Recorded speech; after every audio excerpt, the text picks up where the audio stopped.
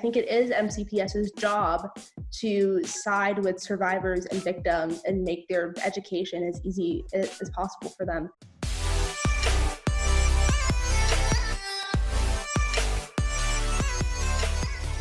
Hey guys, this is Master Daniel, and today you are listening to the PK Talk podcast, and today I have a special guest, Phoebe Chambers, on the show. Guys, I'm super excited to being here with you today. I know I haven't been on my podcast show for a while. Just to give you guys some fast recap of what's been going on since the coronavirus shut down our studio. It's been really tough just to even kind of produce the show. To be honest, I'm really excited about today's guest because it just motivated me to even jumping back on to the podcast show. If you haven't heard of Phoebe, you will very soon. What she has done is just amazing. I'm not gonna say too much about it because I'd rather you guys hear it from her. So let me introduce Phoebe Chambers. Hello, Phoebe. How are you?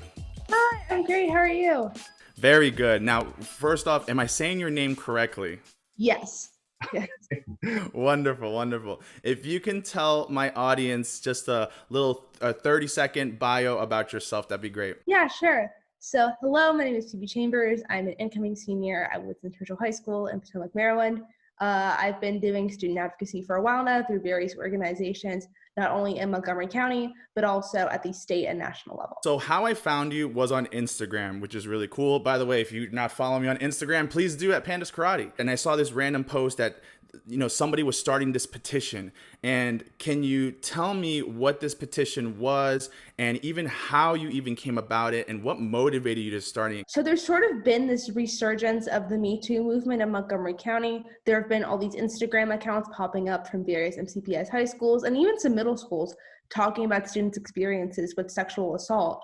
And I'm telling you guys, like the content and the stories that you will see there are very appalling. And I wasn't surprised because I knew that this stuff was happening, but the sheer amount and what people were saying was happening and responses from other students and school administrations just really disturbed me. And I read that a lot of these petitions that kids were still in the same class with a person or the alleged person who sexually assaulted them after being told they wouldn't be. And that really struck a chord with me. I was like, whoa, that's not okay. Like there has to be some kind of way that we can do this.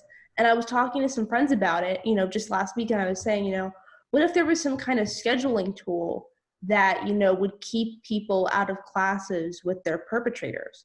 And my friends were like, that's not a bad idea. And I saw there were various other MCPS petitions for, getting them to take action at the beginning of COVID, changing grades to pass or fail. So I figured, well, if all of these other students can start petitions, why can't I? So I just, quickly made a petition. It took me like less than 10 minutes on, change.org. And then it got like 200 signatures by the end of the night. And I was like, wow, okay, that's cool. And the next day it got 1,000 because I saw people just kept sharing it all over Instagram. I was like, wow. And then now there's like over 18,000 signatures in less than a week. You definitely got my signature. Now, is there a certain petition goal that you're trying to get to? I didn't have a specific goal when I started it. I'm honestly just trying to get as many signatures as I can, but right now I'm really close to 20,000. Have you ever started these type of movements before or petitions? I'd love to know that backstory behind that. Definitely not. I've always been a very vocal person with opinions, always, bringing stuff up to school administrations like, hey, this isn't okay. But I guess I just always haven't felt like I've been listened to. But this is the first time where I really feel like this is something that's, really struck a chord or hit a nerve with a lot of people. Did you experience any pushback on it? Like I said, the support has been overwhelmingly positive. I did get a couple of people saying things like, well, what happens theoretically if you're in a foreign language class or, a music class, there's only, one time slot for and one teacher for. Let's say theoretically there were 2 students in jazz band and both of them had been playing their instruments since they were in 4th grade. Is it really fair if this thing happened to tell a kid who's been doing this their entire life that, sorry, no, you can't do this anymore? And, I took it into consideration. I was like, well, that's a decent point. And, when people think about sexual assault, they automatically think it's just violence, like someone pinning someone up against a wall and doing things to them. But sexual assault is defined as unwanted sexual contact. So I think it definitely depends. I said, well, individual counseling departments and teachers can, work on conflict resolution with that on a case-by-case basis. But still, for the vast majority of these cases, I think it would help. These posts that came out, it was just amazing that even it got MCPS's attention now. And I'm very thankful that it had started something. Or any of your friends, the ones that eventually did post, not to go into specifics, but anything just like hit close to home for you? Yeah, definitely. Like I've known people who this has happened to, and then saw like a lot of I got a lot of really kind messages from kids across the county that I didn't even know saying, "Hey, thank you. This is what happened to me. This would really help." And that really touched me because with all of the press and there was a very little amount of negative messages I've gotten from this, but it's still a lot of work.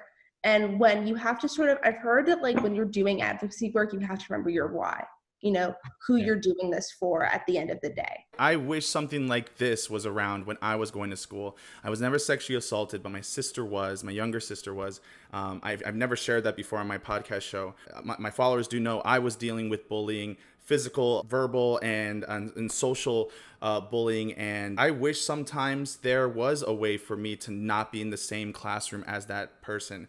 My grades would have probably been a little bit better. Maybe I would have showed up to class more timely. To strategize my day around the person that was harassing me or bothering me might have made my days way better. I can only imagine what all these individuals have experienced and the trauma that they have, and just even going to school. I know there were many days I didn't want to go to school, because I'm a product of being pushed from grade to grade to grade, thinking that, oh, maybe I'm just dumb, which is what I thought I was. I was just dumb. And in reality, it wasn't. It was because of these outside people and outside problems that were coming into me. And so why do I want to do a good job at school if I have bigger problems? You know what I mean? And I'm so sorry for what happened to you and your sister, but I mean, MCPS, I'm happy they're sort of trying to look at student circumstances and how that affects their learning, and talking about student equity and who has what opportunities and who has what resources and who has what situations going on both at home and in the classroom. And I think it is MCPS's job to side with survivors and victims and make their education as easy as possible for them, considering there might be other things going on that MCPS may not necessarily be able to take care of. MCPS does create a lot of initiatives, a lot of programs. And what's bad is that each school sometimes act as their own entity. Like I could go to Gaithersburg Middle School, which was my old middle school, and it's definitely very different than if I go to Forest Oak or a Shady Grove. And it just depends on leadership. It also depends on what they care about at the time. I know academics sometimes are very pushed ahead, which they should be, but the soft skills such as conflict resolution and making sure our students have their mental health is in check and whatnot, and caring about student safety sometimes get pushed to the back burner, which is really, really unfortunate from school to school. But I like this idea because it puts the power into the students' hands in some sense. Not to bash teachers. I love teachers. Teachers were great, the ones that I came up with. But I mean, sometimes my teacher's just a regular person too. So if I went to my teacher, which I have done before, tell them a problem, they usually tell me go tell somebody else. And that's why I always push. You got to tell until someone finally listens, which is what I always promote, because it's the most annoying thing, but it shouldn't be that hard. And what you are petitioning, Phoebe, is putting the power in their hands, and it's just a really amazing thing. I really hope it does get passed. Thank you. Yeah, I think there is definitely a higher chance of it getting passed with all these signatures. I mean, because I've only seen one other MCPS petition that got more signatures than this, and I've seen petitions with less signatures than this get listened to by MCPS. And I think all eyes right now are on the Board of Ed to see what are they going to do next, because we've gotten the community messages from MCPS saying that they're acknowledging the incidents and that they're working with the Montgomery County Police Department. But I'm thinking there are thousands, probably definitely hundreds, but possibly thousands of posts on these accounts talking about what's happening. So can they really be able to go through every single one? Or I also feel like MCPS in general can be sort of reactive to situations and not necessarily proactive. I believe that their hearts are in the right place. They have good intentions, but sometimes it's just taking the extra step is something that they really need to do. There's this program called Kiva, which is from Finland. And there was a study from California university students that put a bunch of anti-bullying programs together and kind of saw which one was the most effective in a school setting. And Kiva was number one. And I was like, well, why?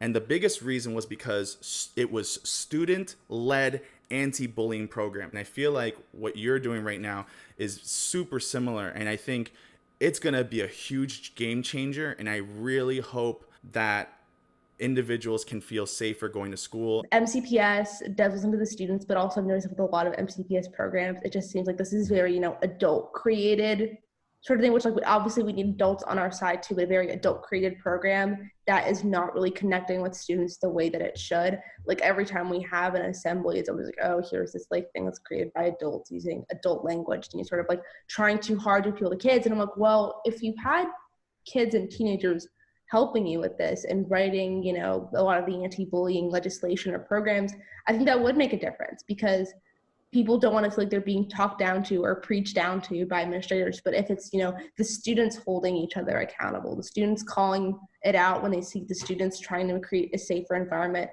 for helping each other. Like in general, I think Gen Z is a lot more politically active than a lot of the generations. I think Gen Z really does care about their communities, even at individual schools. Like, but I mean, all of these accounts to create spaces for people to share their stories, those were not created by administrations or teachers. Those were created by students trying to help other students and make their own like spaces. Like, I mean, and I also think this tool goes beyond sexual assault. I mean, it's primarily what it's for, but we could also use this tool for bullying. We could use for like general bullying. We could use this tool for racist incidents, as there are a lot of accounts that are sharing the experiences of Black and other minority students at a lot of MCPS high schools. And the stuff that I've seen on that is also just as, if not more, appalling, because a lot of like things do get reported, but sometimes MCPS isn't as transparent with what the response to that looks like, or they're not necessarily checking up with students. Or I always notice that like MCPS, when it comes to this stuff, is very, punitive justice focus. It's always like, okay, we're going to, punish the perpetrator, punish this person, whatever. Well, why don't we try and educate them about this so it doesn't happen again? Why don't we work with the survivors and the victims so that they are placed in situations that are comfortable for them?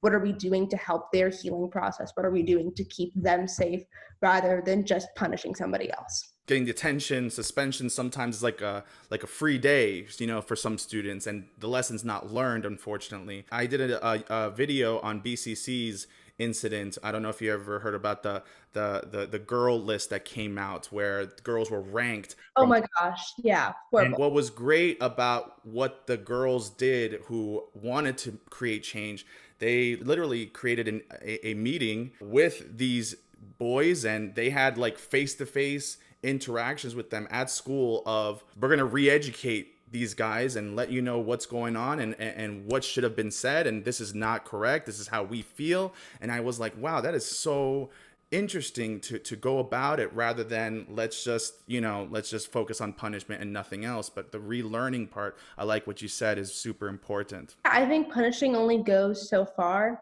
I mean, this is part of a greater conversation about, discipline and justice. But I think the re-educating is almost more important. I mean, it's important to show like we're not going to tolerate this, but there's always why it's happening. I mean, there's always, I remember like we learned this song that was like, "Don't be a bully. It's really mean. You'll have no friends or self-esteem." And talking about, why do people bully other people? Why do people want to put other people down? Or, with sexual assault, I mean, like women are not the only victims. Obviously, it happens to guys too, and people who may not identify as male or female. But, like that's usually who it happens towards. And talking about, toxic masculinity and, power dynamics is also something that's really important. Talking about, the symptoms of the problem rather than just the problem itself. If this does get passed, what is it going to look like? I've been drafting the Board of Ed proposal that I'm going to be submitting sometime later this afternoon. So on Friday, which is today. Great. But I think that it would sort of be something like there would be probably a feature on it on like the school's individual website, and then the student, okay, so any of the situations, any previous sexual assault scenarios that have been reported to MCPS, those should automatically go through the system. If you report it to the school, you should not have to fill it out again. But for ones that may not be reported to the school, you should be able to, just fill out a form online and then just say do a brief description of what happened. And then the counselors or administrators from then could approve it so it goes into the system. Because essentially, I would like for just to be students can anonymously submit stuff. But then there's also the case of what if people abuse the system to be in a class with someone they just don't like, which is not what this is about. This is about protecting student safety, not necessarily who you get along with and who you don't. But so then I've sort of pictured being like that, and then counselors could approve it. And then if they need more information, they could request a meeting with the student.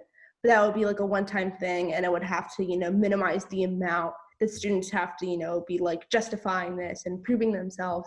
It should just be something sort of on the honor system that administrations and counseling departments just take seriously, because at the end of the day, it is about the students and it's about their safety. Phoebe, what is next for you now? So now that we've gotten the press, I've gotten, a pretty decent amount of signatures. So the next step is actually going to the Board of Ed, talking to MCPS department heads and seeing change happen. This is tangible. I don't know if we could get this implemented for the next school year or even the next semester, especially, with the possibility of, are we going back to school? Are we going to be in a classroom again? But even so, even if you're on like a Zoom class, you still shouldn't have to see that person. Like there's a reason why you block them on social media. There's a reason why you unfollow them. So I think it's definitely applicable in a distance learning setting. But so definitely I plan on meeting with Board of Ed people and other MCPS department heads. I have zero problem doing that. I've done it before and I'm ready to do it again. Like I'm just so, like the community is fired up about this. People are tired. They want to see change. But if somebody did want to sign your petition, where can they go do it right now? Pretty much if you just Google MCPS sexual assault petition, it comes up. Even better if you Google MCPS sexual assault Phoebe Chambers, then it comes up. It's pretty easy. All you have to do is enter like your name and your email and click sign, and then you've signed it. You can leave a comment saying why you believe that signing this is important, and then you're good to go. That's what I really like about it, because it's easier. Even though, it would probably be a little better if I could do in-person campaigning to get a petition, but it definitely would not have been able to get this many signatures if I was limited to in-person. Something I always believe in is that it just takes one person to kind of listen to what I'm kind of saying. I'll go into a school, I'll talk to 300, 400 people, and I think in my head, I don't need everybody to listen. I just need one person to make a difference. Once again, giving you props, what you did, you're going to help thousands of people. And I think even after you go off and graduate, after you're in college and beyond, and I think this is just one of those things where I just wish I had this growing up, because I'm sure it could have helped many of my friends and family members. So, Phoebe, just keep it up, keep doing what you're doing, and you have my 100% support. Thank you so much. That means a lot to me. But I want to say to all of these students out there who are listening to this podcast, your voice really does matter, especially if you are an MCPS student.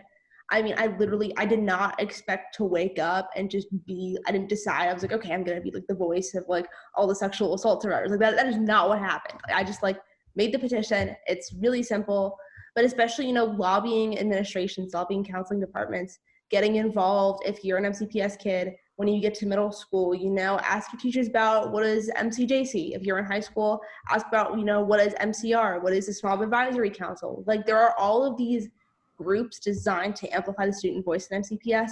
I did not know about them recently until I was, in high school, but there are so many opportunities for you to get involved. And it does sound cheesy, but really one person can make a difference. Thanks so much again for being with me. I really appreciate it. Please go sign her petition today. It's still available. I'll make sure that I put the links somewhere that you can find it from this video. But thanks again, guys, for joining me. And I hope you guys have a wonderful day. Yeah, thank you so much. You're welcome. It was honestly such an honor and pleasure to be here. Phoebe, thank you so much. Right now, I would like to put you on my story if that's okay.